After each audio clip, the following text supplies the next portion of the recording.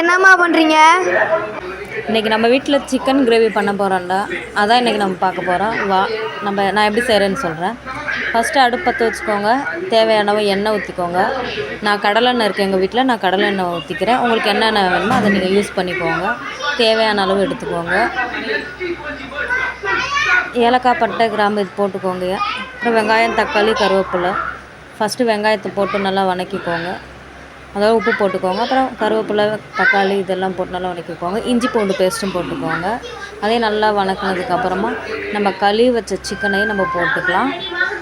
அதையும் போட்டு விட்டு கிண்டிக்கோங்க. நல்லா அடி பிடிக்காத அளவுக்கு நல்லா கிண்டி விட்டு மூடி வச்சுடுங்க.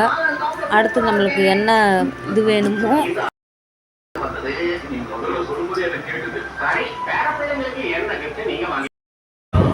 மூடி போட்டு வச்சுக்கோங்க.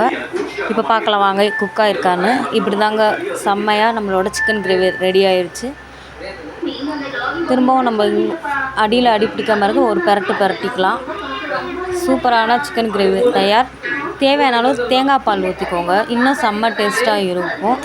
திரும்பவும் ஒரு மூடி போட்டு நம்ம மூடி வச்சிடலாம். ஒரு 10 நிமிஷம் கழிச்சு பார்த்திங்கன்னா நம்மளுக்கு அழகான சிக்கன் கிரேவி ரெடி ஆகிடும்.